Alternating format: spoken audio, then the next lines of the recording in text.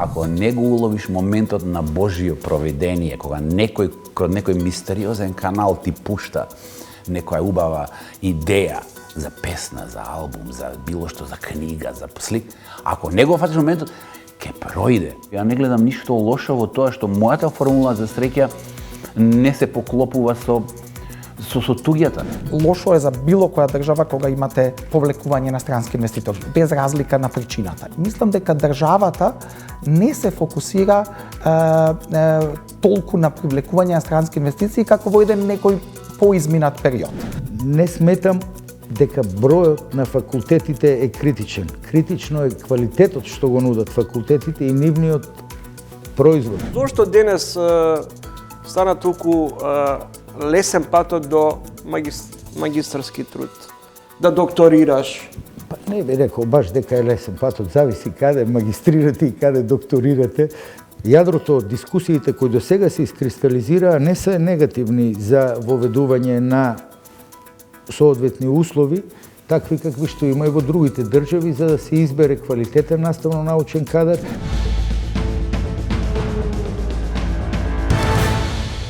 Рече си 4 децении на музичката сцена. Неговите песни се хитови. Неговите текстови повеќе од 3 децении ги допираат најдлабоките чувства на десетици и македонци широм светот. Бајага успеа да го извади Владо Јаневски од илегалата во Гевгелија. Балканските хитмейкери Владо Јаневски и Момчило Бајагич Бајага минатиот викенд за прв пат настапија заедно на сцената во арената Борис Трајковски во Скопје и направија одличен заеднички концерт. На моје огромно задоволство гостин во ово издание македонската музичка звезда Владо Јаневски. Добре дојде. Добре дојде. Се договоривме да не си персираме. Добро ве најдов, фала многу. 40 хитови и твој и на Бајага. Дали ова е само доказ уште еднаш дека македонската публика знае да препозне квалитет, без разлика дали станува за македонска музика или за музика од регионот? Не, ја не мислам дека нашава публика нешто се оптеретува многу со нас.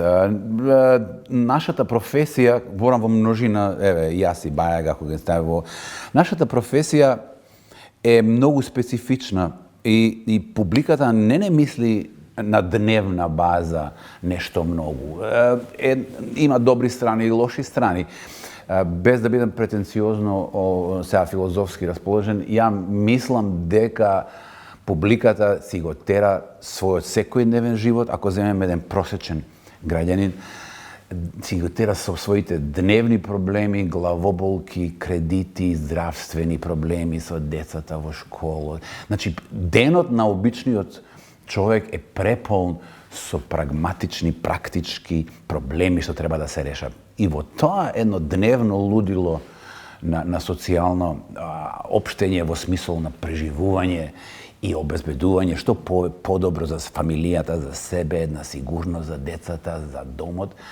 Малку кој размислува сега за музика, уметност и филмови. Денот примарно е со преживување, со екзистенција, создавање. Но има денови и периоди каде што наша маргинална професија, која што е забава, пеење, поезија, љубовни стихови, облаци, ефемерни категории, кога таа странична и маргинална, која што на дневна база не ја мислат луѓето, како што реков, обседнати со овие. Зошто маргинална? Зарем музиката подценета? Не, сега ќе елаборирам, затоа што ако се ставам во умот на просечниот човек, сигурно дека вака му изгледа денот. Со борба, со преживување, со пари, со здравствени проблеми, со качување на тоа скалило, значи практични вештини за да се преживее во реалниот свет. Тука музиката и поезијата не играат голема улога, но доаѓаат периоди, сега тука е преокретот, доаѓаат периоди во секој од тие луѓе, каде што одеднаш се случуваат екстремно тажни ситуации, екстремно срекни ситуации. Например, тој човек кој што е опседна со дневната борба и опстанок за доброто на себе и на своето семејство, му доаѓа период кога му умира некој драг, кога му се случуваат лоши работи, кога му е тешко, кога му фали некоја особа, кога е потресен од се.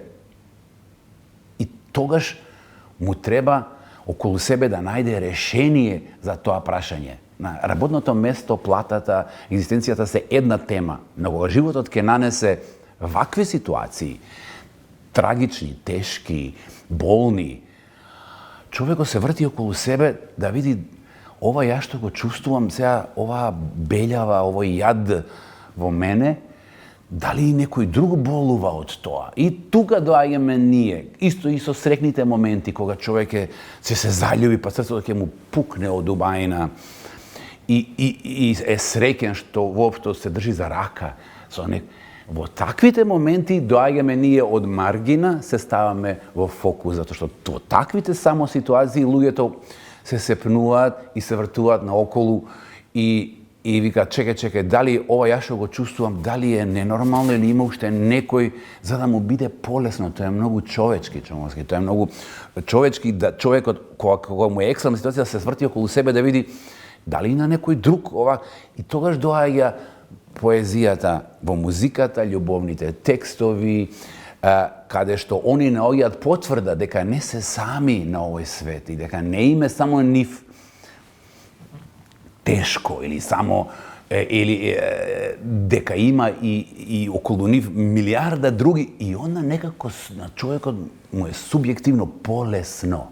Тоа е нашата, така ја разбирам мојата професија, затоа што на почетокот реков маргинална. Да, во 90% случаи ние сме маргинална професија. Имав стрико во Хрватска кој што беше пекар. И кога се пресели од едно мало кичевско село во Хрватска, сите кога се враќаше назад во Заводици, во стариот крај го прашуваат, дебе, Воздан, шо во Хрватска дури, па сега пекар и леп правиш. Гениален одговор имаше стрико ми на тоа. Што год да биде, какви год луѓе и генерација да дојдат, на луѓето стално ќе им треба леп. Од каде ти лично ја црпиш инспирацијата за песните, за текстовите? Да, во круговите на луѓе кои што не се од нашиот креативен круг, кои што не создаваат музика, слики, драми, книги. Обично се мисли дека од негде се црпи инспирација и негде се оди за да се наполнат батериите, за да нешто се роди. За мене лично таа дефиниција не држи вода, затоа што јас и после 40 години пишување песни, ја не знам од кај доаѓаат песните. Многу би сакал да знам, би одел секој ден таму во себе, каде што се наоѓаат тие тајни некои стихови, некои мелодии. Не, тоа е само едно чекање, отворен канал, во кратки црти имање отворен канал. Ако си креативец и ако тоа живееш и тоа ти е екзистенција, не зборам за од хоби да пишуваш поезија или да си свиркаш нешто на клавир, на гитара. Ако тоа чекаш леп и екзистенција, мора да се претвориш некој да се претвори во тврд професионалец. Во нашава професија тврд професионалец, креативен мудичар, композитор, текстописец, од кој што се очекува секој малце 2-3 месеци да породи ново парче, нова музика, нова мелодија. Тој е многу сличен со рибарот. Само може да фрли јадица и да чека. Да верува во својата јадица, во трската, во местото што го одбрал и да чека. Така да и ја, и Бајага, и стотици илјади други креативци на овој свет сме едни големи чекачи само. Чекаме да во нормалниот живот, во нормалната екзистенција се упали сијаличката од таа една соба, дека таму има нешто што е вредно. Така да некоја мисла, некоја нота, некоја фраза што ќе се врти во глава на музичарот и на текстописцот, може да биде нота, може да биде мисла. Ако ја примети дека е упалена сијаличката, брзо остава све и оди таму да го фати моментот, знаејќи дека ако не го уловиш моментот на Божјо провидение, кога некој мистериозен канал ти пушта некоја убава идеја за песна, за албум, за било што, за книга, за слик, ако не го фатиш моментот, ќе пројде. Тоа е големата тајна на нашиот занат. Зошто Чиршскиот сокак го замени со Гевгелија? Пред 5 години одлучи Скопје, односно во Чаир да ја продадеш куќата и да заминеш во Гевгелија, на само неколку километри од земја членка на Европската Унија. Не сум на 100 метри од граница, човски. На 100 метри од граница. Избега од буката во Скопје, да се спасиш од озборување, потребна ти е тишината. Има многу вистина во ова што кажа, но не е целата вистина нормално, но има многу вистина. А Гевгелија е толку во склоп со моите сегашни потреби, не некогашни потреби.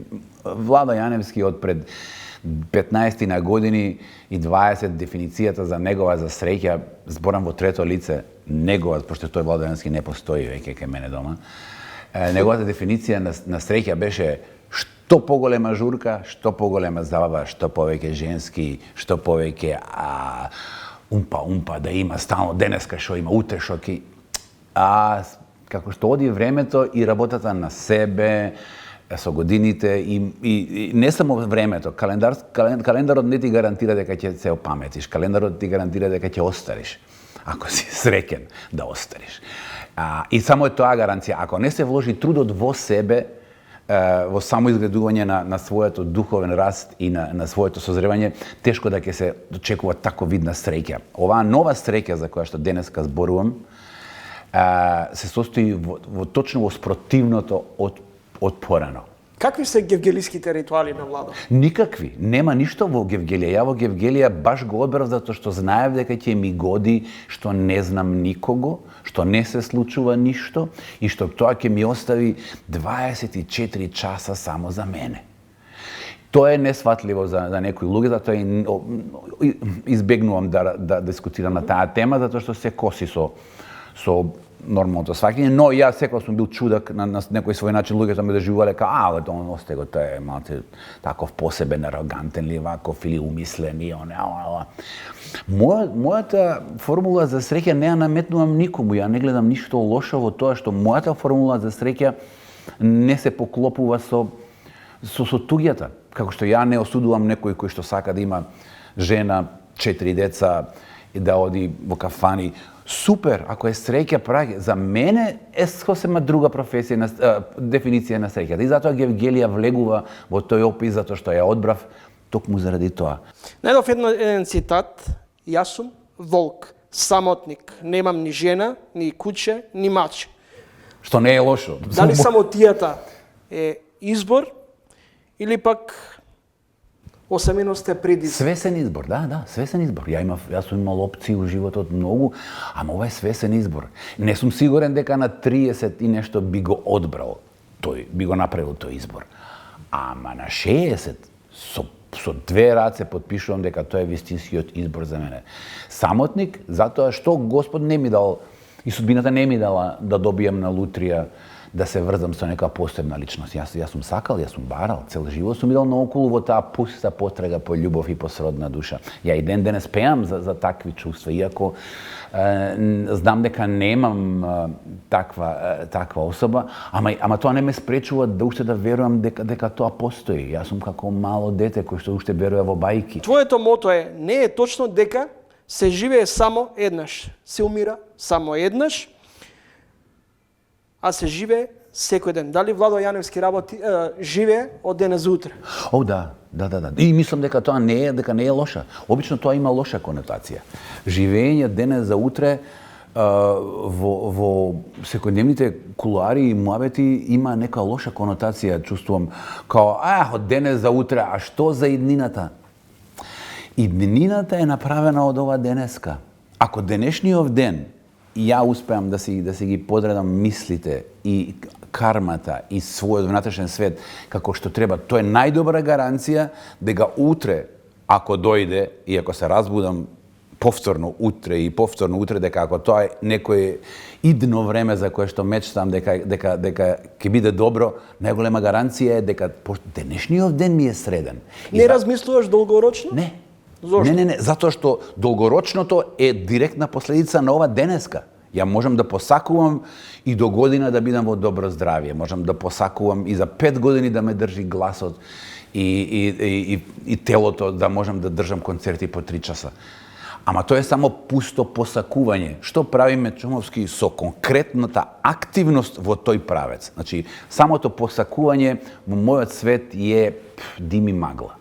Ке те навратам при крај на ова интервју, ке те навратам 98. После Евровизија, после настапот во Евровизија, 2 години ни трага ни глас од Владо Јаневски. Нема ниту концерти надвор од границите на Македонија. Дури прочитав едно интервју, после смртта на Тоше Проевски решив дека не сакам да настапувам надвор од Македонија. Големо превирање беше после Евровизија. Тоше умре 98 се појави и јас со него добив нова надеж дека сепак е можно нешто. Оној момент кога сватив дека мојава сопствена земја ме плука и ме оцрнува за тоа што сум имал лош пласман на Евровизија, како не му е срам да не биде у првите 15. Го пративме, нешто се врати, и не, бев како затекнат со реакцијата на луѓето, пошто ја бев пресреќен на Евровизија. Тие 3 минути пеам прв пат на таа сцена се пее македонски јазик. 150 милиони одеднаш слушаат како македонскиот јазик звучи, како македонецот изгледа. И мислев дека тоа супер промоција на државата и на себе. Се вратив назад, сватив дека тој Владенски, не требаше да го пратиме тој другиот, тој третиот подобар ќе. Кога сватив дека луѓето апсолутно не го ценеа се што направив ја со Незор и Зоро, да се чуе за Македонија, да се промовираме, сватив дека кога толку многу плукање ме дочека надвор кога се вратив во Македонија, и ја реков, ова мора да поминат 2 години за да изветре, пошто ја не ми паѓаше на памет да објаснувам.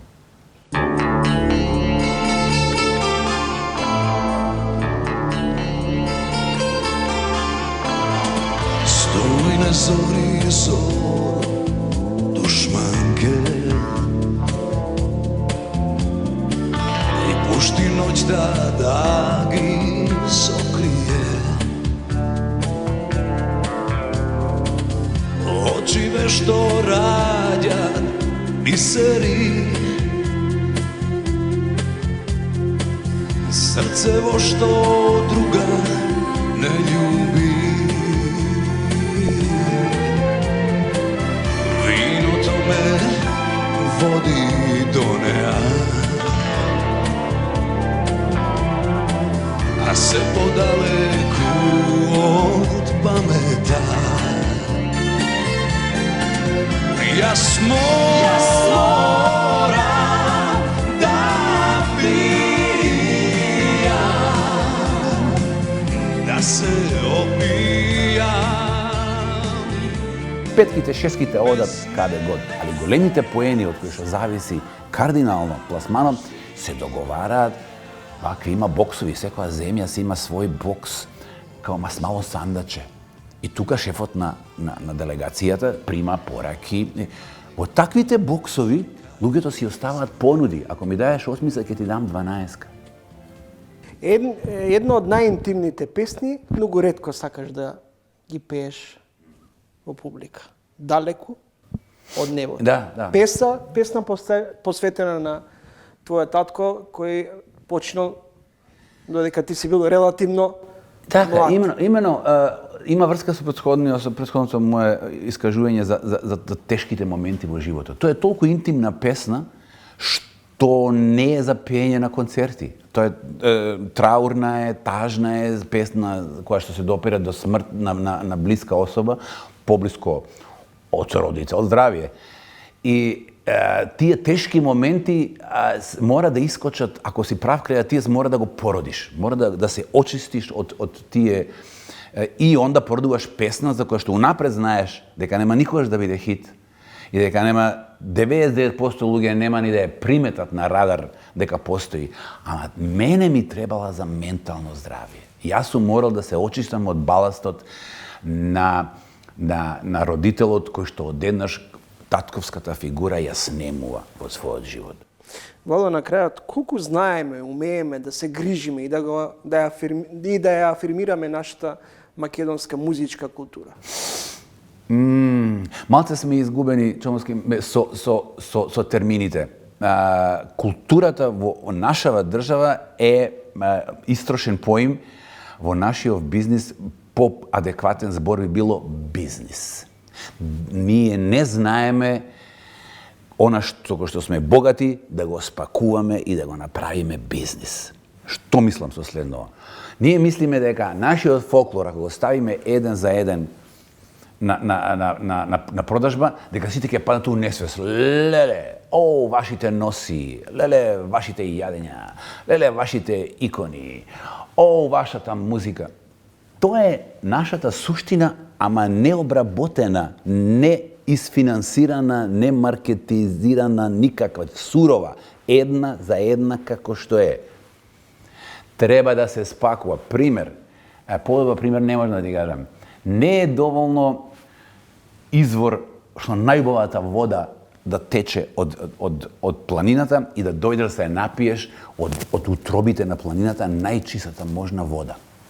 Кој ќе плати за тоа? Никој. Водата си тече, она ако е најубава, најдобра, најквалитетна, најздрава, само човек кој што ќе има 2 кликери и ќе рече, ова што тече овде е супер, ама не можам да го продавам никому. Никој не доаѓа од никаде да пие на овој избор.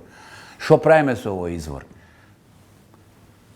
Скап дизајн, скапо шише, скапа реклама, скап маркетинг.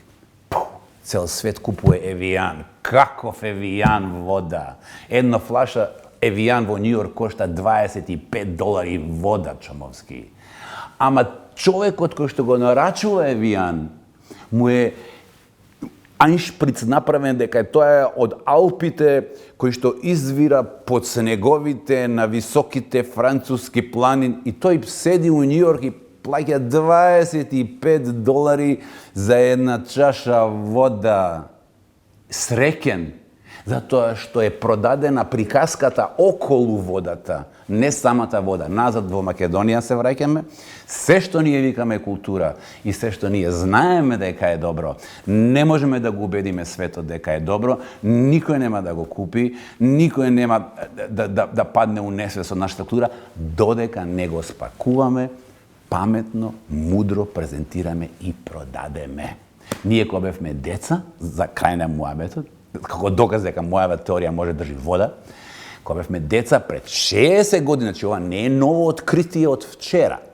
Пред 60 години кога јас сум бил дете, знаеш што била главната, што беше, не си бил ни роден тачно, што била главната тема на муабетите меѓу нас децата, кога излеговме надвор да играме? 5 години, 7 години. Ја имам 5, ој има 7, ој 11. Треба да играме нешто. Деца сме, така? Омилената игра беше, се викаше каубојци и индијанци. Фасцинатно беше што дури и пред 60 години кога јас сум бил дете, никој не кеше да биде индијанец. Значи на децата уште пред 60 години американските филмови, медија, Холивуд ги има на другата страна на светот, на некој дечиња у Скопје, им го има веќе продадено концептот што е добро, пожелно, а што е лошо и срамота. И затоа сите деца кога тргнавме да играме каубојци и индијанци, сите сакаат да бидат каубојци. Што знае 6 години дете што е каубојец индијанец? Ама Холивуд му кажа. Не знам зашто те сакам, но нема никогаш да сопрам. Со душава те бакнам, долго предусни да се допрат. Ова љубов не сме двајца, туку три. Јас, ти и Бог, за веки векови. Јас, ти и Бог, за веки векови.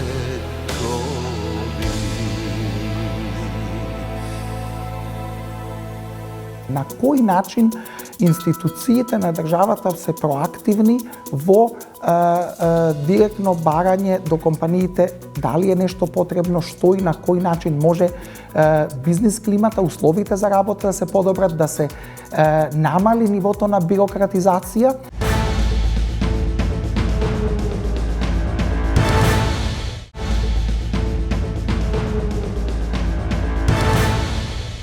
За економските предизвици, европските движења.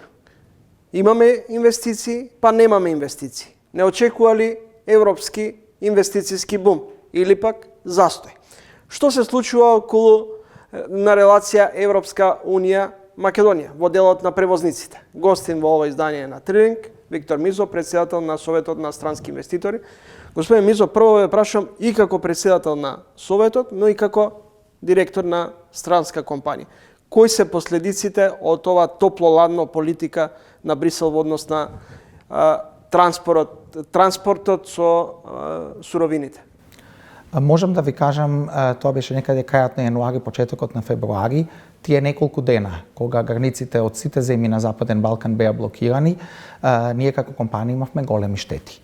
Како прво, тој протест, односно тоа затворање на границите од страна на нашите клиенти не беше прифатено како виша сила или форс мажор, што значи дека обврските за ние да ги доставиме нашите производи кон клиентите во Европа останаа на нас. И заради тоа имаше многу специјални транспорти, авионски транспорти, кои беа организирани за странските компании овдека да не го застанат производството на BMW, на Mercedes, на Volkswagen и многу други производители во Европа.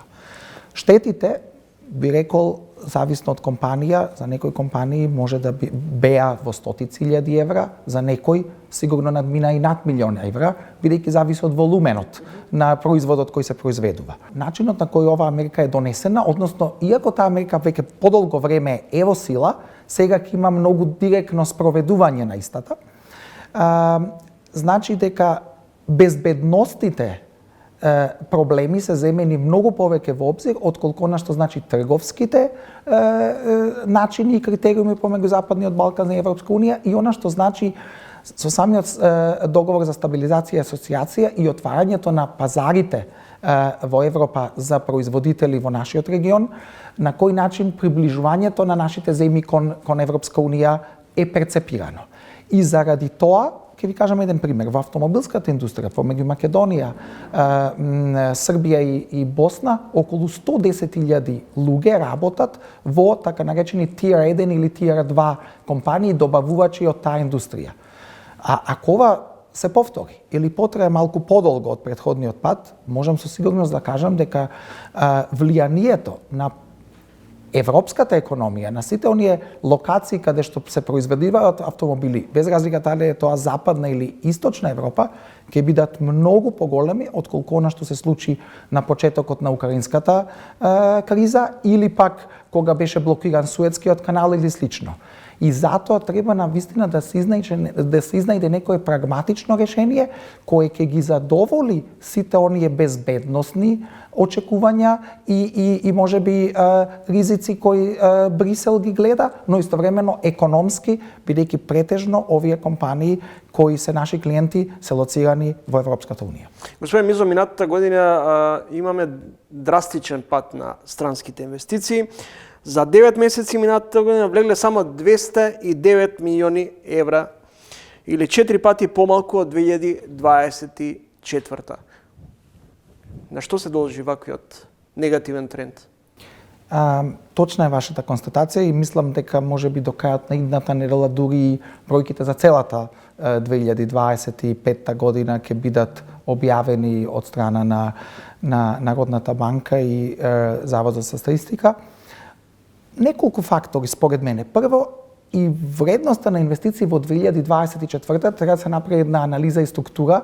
Голем дел на тие инвестиции, тие рекордни над 1,2 милиарди инвестиции кои беа влезени во 2024 не беа само реални инвестиции, туку беа и меѓукомпаниски заеми кои на еден или друг начин беа вратени од сестринските компании кон некои од компаниите тука во Македонија, пред се една компанија, не сакам да кажам за која компанија станува збор, така да тие финансиски движења статистички влегоа како странски инвестиции. Минатата година, точно кажавте дека се намалени инвестициите, ние како Совет за странски инвеститори активно не сме вклучени во тој процес на привлекување на инвестиции. За нас е многу поважно каква е бизнис климата, условите за водење бизнис или за потенцијално реинвестирање. Иако можам да кажам дека во еден подолг временски период, на еден или друг начин, мислам дека државата не се фокусира толку на привлекување на странски инвестиции како во еден некој поизминат период. Бидејќи може да видиме дека и голем број на конкурентски земји од регионот, но се повеќе и повеќе и од Северна Африка се многу проактивни во процесот на привлекување на странски инвестиции, но сепак имаме реинвестирање на постоечки компании. Она што е важно е секогаш да се види која е структурата на тие компании. Дали тие компании кои инвестираат тука креираат додадена вредност или дали се тие компании во многу случаи во недвижнини, во градење на шопинг молови, трговски центри или слично, бидејќи и тоа е странска инвестиција, но реално гледано додадената вредност е многу поразлична отколку ако имате некој производствен погон кој е извозно ориентиран, посебно со висока технологија, или пак ако се некои сервисни услуги, но тие сервисни услуги можеби не се големи во вредност на инвестиција, но се големи во додавање на вредност. Имаме пат на странските инвестиции. Имаме пат на странски инвестиции. Дали со тоа паѓа во вода тезата дека ни следува или не има зафатено инвестициски бум? Вака. Пак ќе кажам, зависно како вид на инвестиции велиме и како ги привлекуваме. Ако компанија се јави на тендер во некој сектор, без разлика дали е тоа природни ресурси, енергетика или слично, за да експлоатира природен ресурс во државата или за да произведува струја, без разлика да локалните потреби или за извоз, е една работа. Друго е да вие работите активно во некој подолг период да привлечете производствени компании, а како што знаете, во периодот од 2007 до 2017 година, најголем дел од тие инвестиции кои беа привлечени во тој момент беа компании во производствениот сектор и заради тоа во денес ние како Совет за странски инвеститори имаме контрибуција од речиси 60% во извозот на државата, бидејќи тие се тие компании кои дојдоа во тој период и добар дел од нив и ги проширија своите активности во периодот од тогаш. Но јас сметам дека навистина е важно да се направи една стратегија. Како што знаете, во јавноста неколку пати е кажано во изминатиот период дека се уште не постои стратегија за привлекување на странски инвестиции, да се види кои точно сектори треба да се таргетираат и многу професионално да се таргетираат тие сектори со соодветните компании од тие сектори. Не мора да биде автомобилска индустрија. Јас сметам дека треба да имаме диверсификација и да одиме малку пошироко од оваа индустрија, например медицинска опрема, други работи што се поврзани со напредно технолошко производство и секако да не бидат ова трудоинтензивни компании, бидејќи имаме проблем со квантитетна работна сила, туку да бидат компании кои нема да имаат многу повеќе од 500 вработени. Јас би рекол помеѓу 200 и 300 вработени со голем дел на технолошки активности кои ќе може активно да извезуваат, но и да имаат добавувачи не само локално, туку и регионално. Американските инвеститори Аптив и Дура си замина од државата, од друга страна власта вели добро, на некој начин се обидува да ја релативизираат работата до тој степен, вели едни си заминуваат, други ќе дојдат. Но колку таквите потези на странските инвеститори се индикатори за деловната клима дома? Во случајот на тие две компании кои ги спомнавте, едната престана со работа, другата треба да престане со работа во втората половина на оваа година. Во случајот на Аптив, од она што јас лично го знам и она што е кажано во јавноста, тука директно се работеше за нивна интерна бизнис одлука, бидејќи сакат да направат дополнителна консолидација на нивни две локации во Европа, а од друга страна Дура заради драстично намалување на побарувачката и еден клиент кој го има, едноставно тој бизнисот не беше логичен да се продолжи. Но јас сметам дека она што е многу важно, Прво, лошо е за било која држава кога имате повлекување на странски инвеститори, без разлика на причината. И секогаш треба активно да се работи, според мене, целиот оној процес на aftercare, услуги кои се даваат кон компаниите, не зборуваме само странски, но и домашни компании, на кој начин институциите на државата се проактивни во директно барање до компаниите дали е нешто потребно, што и на кој начин може бизнис климата, условите за работа да се подобрат, да се намали нивото на бирократизација, за тие да се осеќаат дека се добре дојдени тука, но истовремено бидејќи овие компании, како што гледате, може да бидат и на многу други локации, не само кај нас. Но истовремено да има активен пристап од страна на институциите кои мислам дека подолго време не постоеше, да има средби со менаџерските тимови на тие компании, не на локално ниво, туку на европско или на глобално ниво. На тој начин, како држава, вие давате еден сигнал дека овие компании се не само добре дојдени, но многу важни за локалната економија и ќе им се отвори можноста на лице место да ги кажат некои од нивните потреби, забелешки, индикации како некои работи да се подобрат. На тој начин мислам дека ќе успееме не само да задржиме повеќе компании, туку и да ги стимулираме тие да реинвестираат, бидејќи е многу полесно да имате реинвестирање на постоечки инвеститор отколку да привлечете нов. За прв пат по 12 години минатата година доцнеше исплатата на државна помош во однос на странските инвестиции во државата. Дали исплатена е во целост сумата во однос на долговите кон странските инвестиции и за колкава сума станува збор?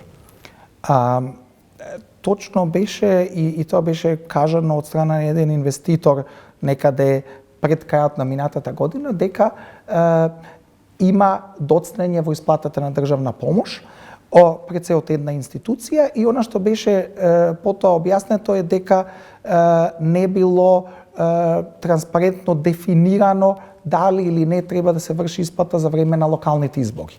Коментарот на инвеститорот, но мислам дека и голем број на инвеститорите кои се присутни долго време е дека низ целиот овој изминат период имало многу изборни циклуси, без разлика дали тие биле локални, парламентарни или председателски, но сепак овие договори се повеќе годишни договори и обврски кои се превземени од страна на државата. И мислам дека тука треба да се изнајде едно правилно токлување, бидејќи е малку чудно, искрено да ви кажам, дека во 11,5 години претходно ова можело, а сега одеднаш не може, бидејќи треба некој директно да каже дали е едното или другото, овдека е црно или бело. Не можеме да имаме некоја сива дефиниција на сите овие активности, бидејќи тие се работи кои се буџетирани од страна на државата, бидејќи се знаат кои се обврските на инвеститорите и врз основа на нивното исполнување се знаат кои се потоа обврските на државата. Обично има лимит на годишно ниво на исплата на траншите. Обично тој лимит, без разлика дали е тоа врз основа на вредност на инвестиција или раст на инвестиции, е 1 милион евра.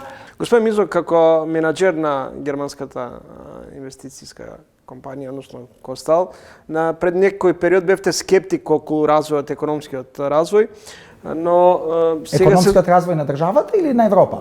Говорам во однос на развојот на Костал во Македонија. Добро. Но сега се зголемува вложувањето во растот на вработените, инвестирате многу во компанијата.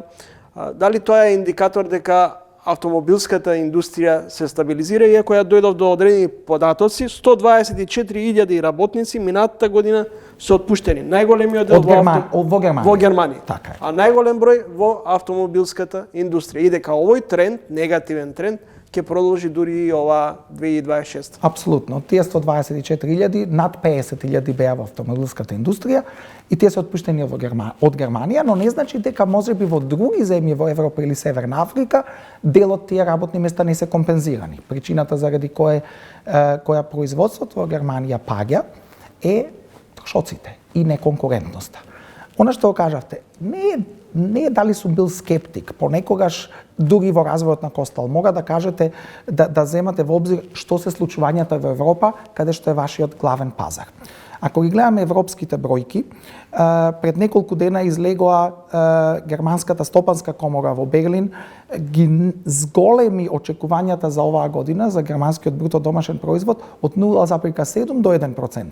Сепак многу анемично, мораме да признаеме, иако во последните 2 до 3 години бројката беше негативна, така да Германија беше во техничка рецесија или за минатата година е на некоја многу мала позитивна бројка. Од друга страна, еврозоната се очекува да расте оваа година 1,1%, што е помалку од 1,5% минатата година. Во автомобилската индустрија во јануари, во најголемите европски пазари каде што се продаваат возила, секаде, освен во Италија, имавме намалување на продажбите и тие намалувања споредено со јануари 25-тата беа помеѓу 3 до 15% намален обем на продажби на возила. Ние како Костал можам да кажам дека минатата година беше убедливо најуспешна година.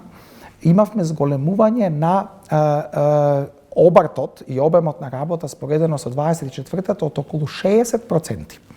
И дополнително за оваа година планираме за зголемување од уште 20-тина, можеби до 25%, што е тотално различно и парадоксално ако сме отворени според она што се случува во на европскиот пазар, поради специфични причини. Имаме нов проект за енергетска електроника, Power Electronics, што се вградува во сите плагин хибридни електрични возила на Volkswagen групацијата, кои ексклузивно се произведуваат во Охрид за глобалниот пазар на Volkswagen.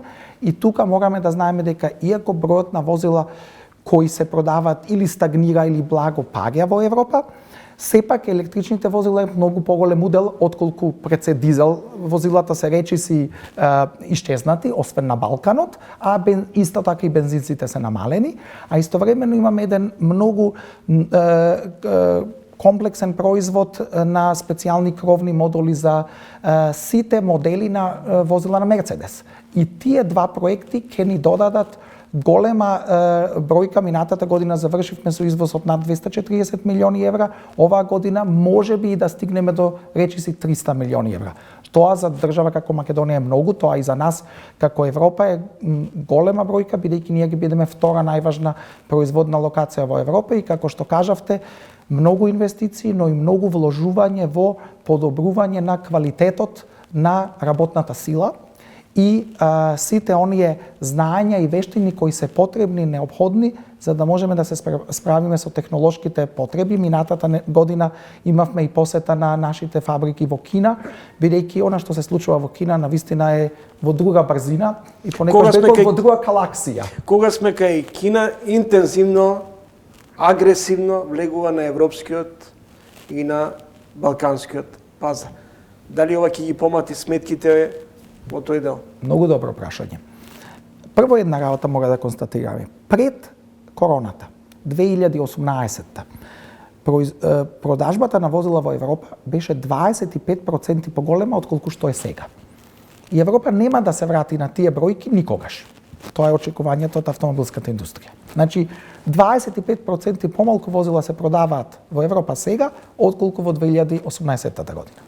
Од она што е продажбата во Европа, иако има стагнација, минатата година имаше многу мало зголемување, речиси 1,5% споредено со 24-та, се поголем удел во тој колач се кинеските брендови, кои засега се произведуваат ексклузивно во Кина, но веќе гледаме од оваа година ќе имаме производство во Унгарија, во Шпанија, се очекува производство да се случи веќе и во Турција, потенцијално и во Германија на кинески брендови на возила. Четвртиот квартал лани, кинеските брендови продадоа повеќе возила во Европа од корејските брендови. А знаеме дека Hyundai и Kia не се брендови кои не се секојдневни. Многу често ги гледаме нив. Значи, тие веќе имаат удел на пазарот над 8,5-9% на квартално ниво, а се очекува во следната година и пол да ги стигнат и престигнат и јапонските производители на возила. Тоа значи дека за нас, кои произведуваме пред се за возила кои се произведени во Европа, не мора да се само европски. Може да бидат и американски, и корејски, и јапонски. Но кинеските, ако им е дозволено да дојдат и да произведуваат тука, а сите компоненти да доаѓаат од Кина, тука се намалува колачот за сите нас како производители на компоненти. И тоа ќе има многу голем притисок и ќе значи една од две работи. Или ќе има пропаѓање на компании, како автомобилски компании, или производувачи на компоненти, или консолидација. Бидејќи е неопходно тоа да се случи, бидејќи во моментот во Европа има многу поголем капацитет од она што е искористеност. Но морате да знаете дека и во Кина таа ценовна војна која се случува таму за тие нивни 130 производители на возила, огромен дел од тие компании не се профитабилни. На еден или друг начин не добиваат тие секоја субвенција од државата, туку од провинциите или од големите мегалополици, градови каде што се тие лоцирани. И на крај и тамо ќе мора таа бројка да се намали, според мене, не повеќе од 15 брендови, можеби и помалку, но во иднина има некои размислување дека ќе постојат 5 до 7 глобални брендови, од кои минимум 2 ќе бидат кинески и ќе имаме консолидација, бидејќи цените на тие возила од Кина кои доаѓаат овде во Европа се драстично поевтини од било она што може да биде произведено или пласирано од европските производители заради трошоците и заради она што и Volkswagen самиот призна, во Кина цената на произведување на возило е 50% од она што е во Германија и многу побрзо целиот тој дизајн и анализа се прави отколку истото да се прави во Европа. Благодарам за гостувањето. Благодарам и на вас. Виктор Мирзов, претседател на Советот на странски инвеститори и менаџер на Костал.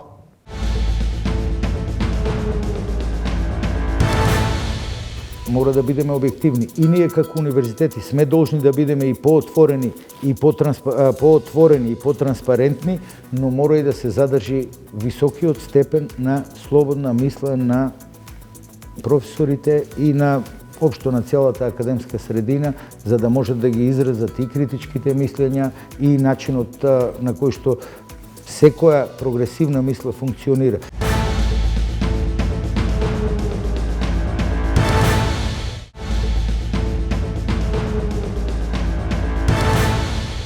Во тренинг неодамна стартувавме со серијал на интервјуа со ректорите на дел од универзитетите.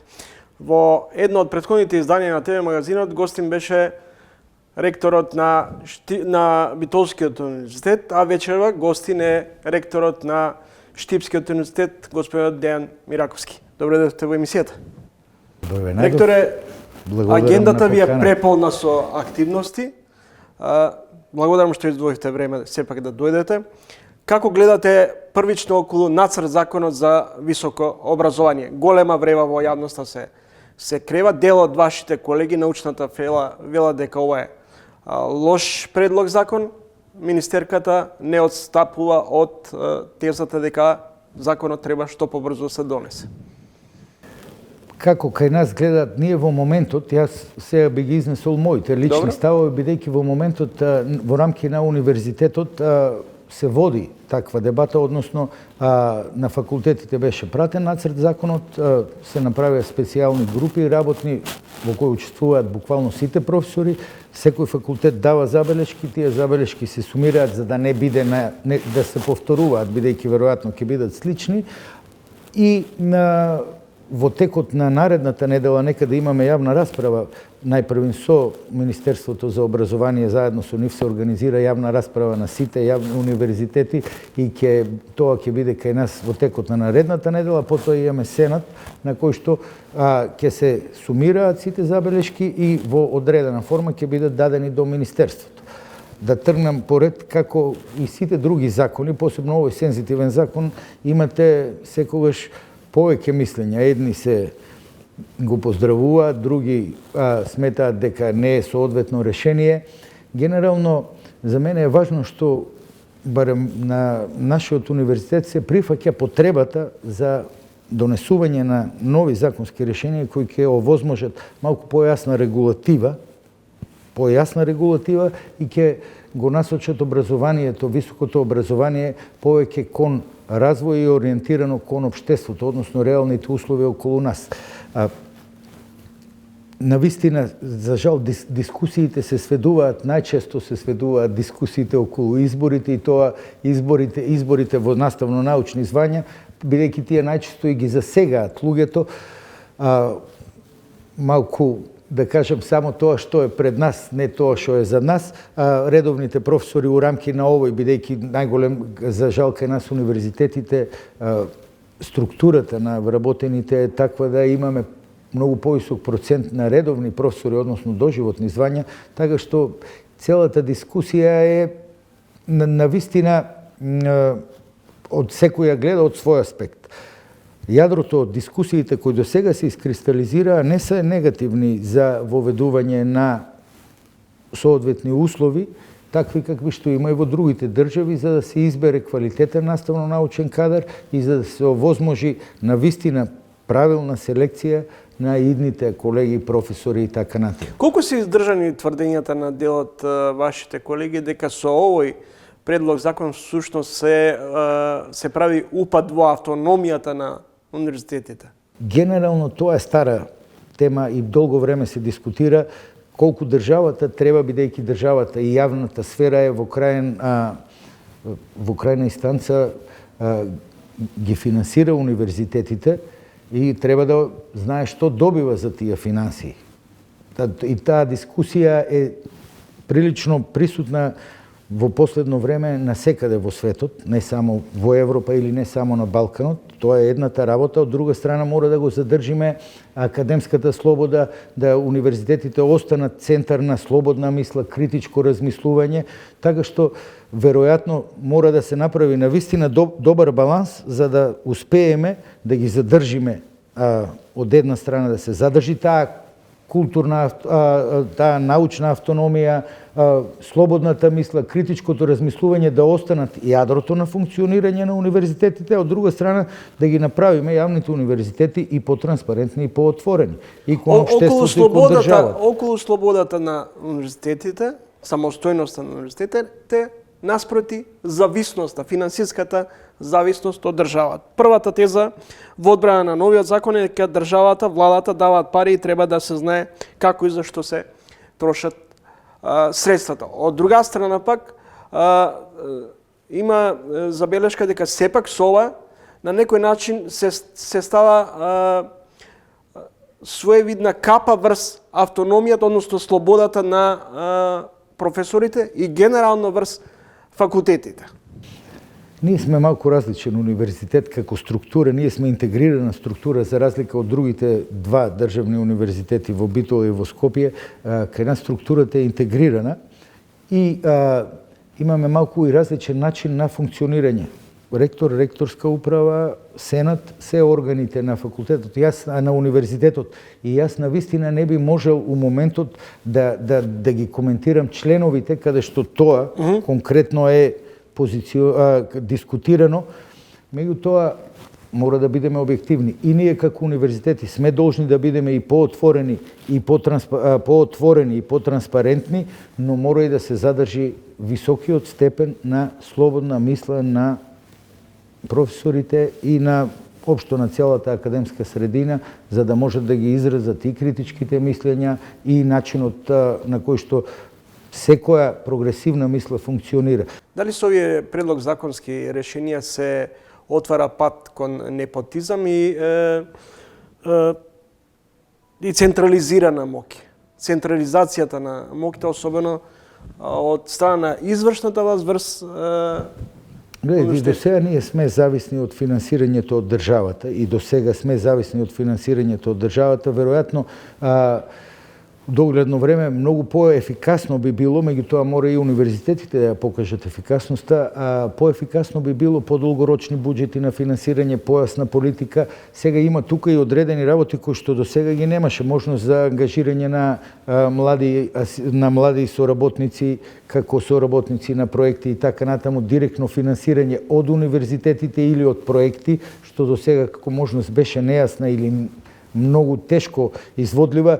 Има работи кои што овозможуваат од една страна, пак ќе кажам, јас сум инженер по вокација и некако ми е полесно да зборувам со факти и со бројки, во моментот ги немам фактите околу директното можно учество, влијание на државата врз управувањето на универзитетите, кое што до сега не беше случај. Значи, универзитетите се самостојни во донесувањето на одлуките поврзани со академските работи и така натаму.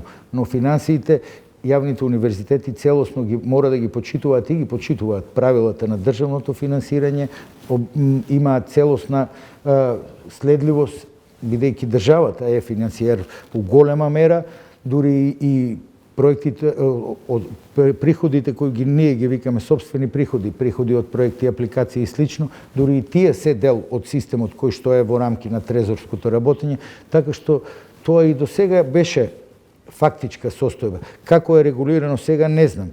Сметате ли дека има потреба од толкав број на факултети? Факултет по медицина, правни студии? Факултетите имаат повеќе кратна улога. И правни студии, и медицина, и било која друга струка. Прво, универзитетите кај нас Евеш тип е регионален, поставен во истокот, Битола е регионален, универзитетот во Скопје е најголем универзитет во државата. Генерално, ние освен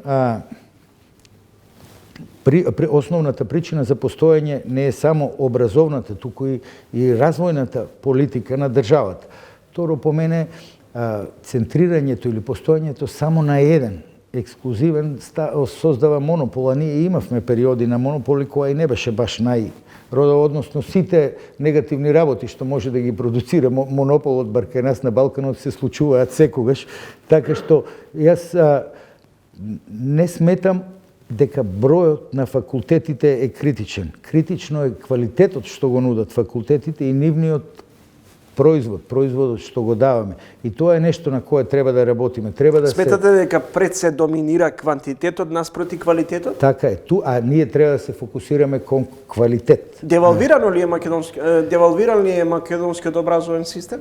За жал у некои аспекти да, иако повеќе мое лично мислење, повеќе од аспект на повеќе дискусија отколку со реални бројки.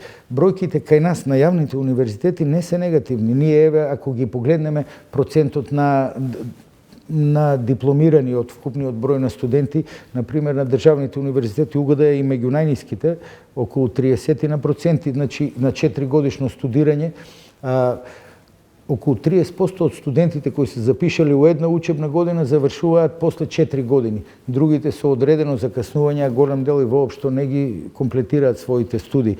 Така што сметам дека проодноста е дури и престрога некако и оценувањето е престрого ако ги погледнеме податоците од јавните универзитети наспроти приватните, каде што тој број би бил веројатно е 100%. Следите три гости во емисијата, ректорот на Штипскиот универзитет Гоце Делчев, Дејан Мираковски. Господин Мираковски, се предлага поригорозен пристап во евалуацијата на наставните звања, професорските реизбори. Дали универзитетите во трка со професорски научни звања, како услов за факултетски статус, самите го девалвираат и научниот и образовен опус?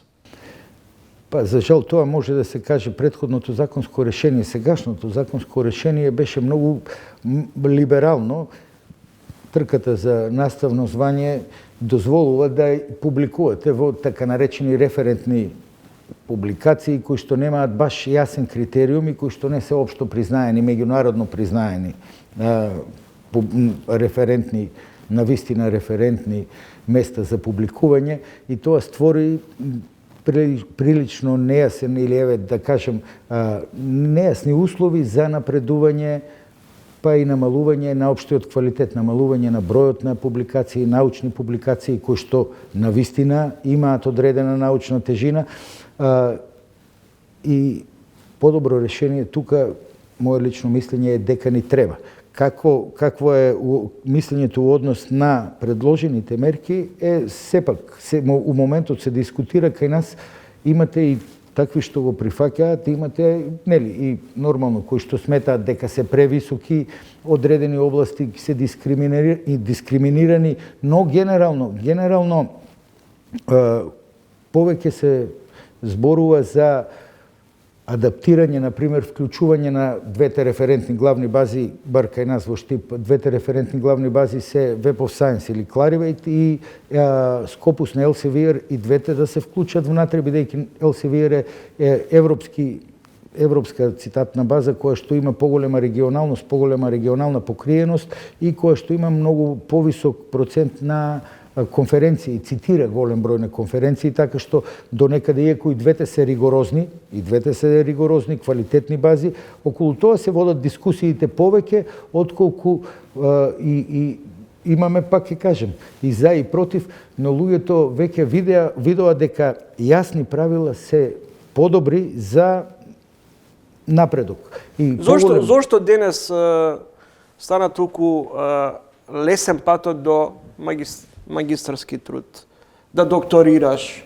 Па не би рекол баш дека е лесен патот, зависи каде магистрирате и каде докторирате. Бројот на магистранти или докторанти кај нас не е драстично зголемен у овој период. Факт е дека има напредок на тој број, но дали е толку лесно да се заврши тоа, не сум на мислење дека е многу лесно да станете доктор на науки во Македонија. Рече се, секоја година се разочаруваме кога нема да се најдеме меѓу, да речеме, идате на Шангајската листа. Нема ниту на листата на НИСА. Зошто е тоа така? Тоа е исто дискусија која што е дискутабилна од друг аспект. Шангајската листа валоризира друг тип на активности од тоа што нашите универзитети го имаа како улога. Ние имаме научна, образовна и развојна улога у средината во која што функционираме.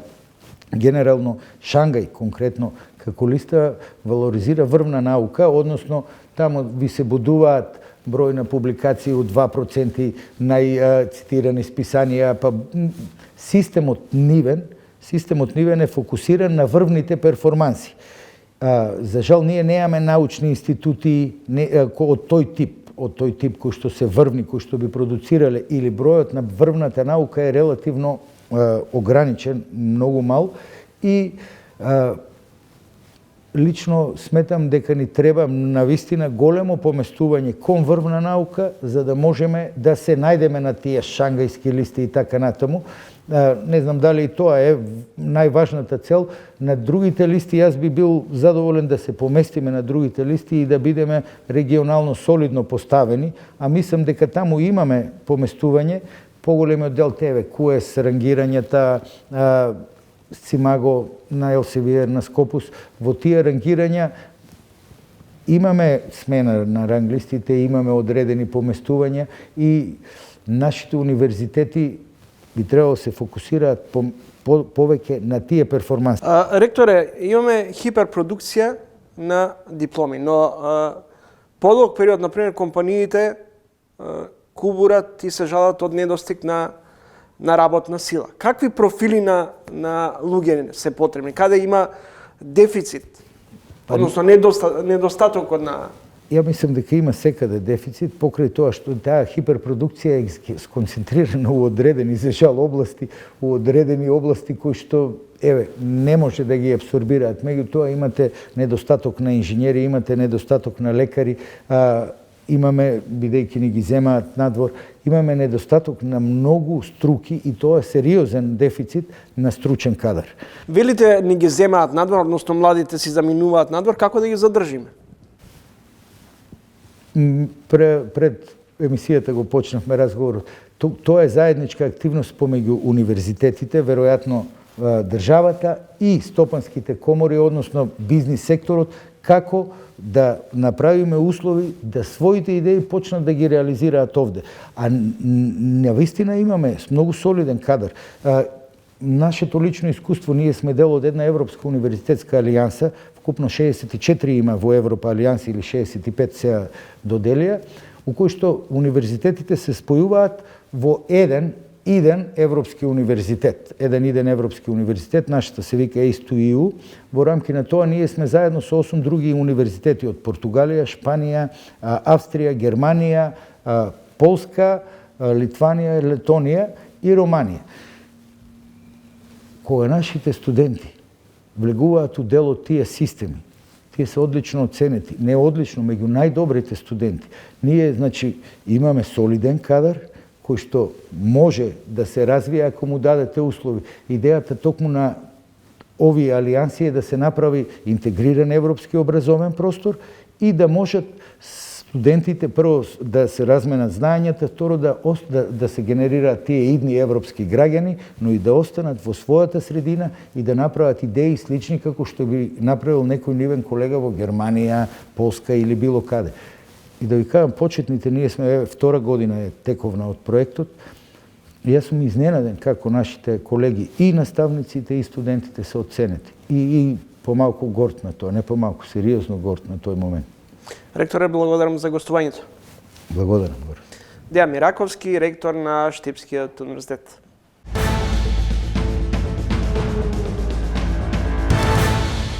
Гледавте уште едно издание на ТВ магазинот Трилинг. Толку за вечерва. Се гледаме за 7 дена во исто време. Петок, 20 часот и 45 минути на телевизија 24. Сега останете со програмите на телевизија 24.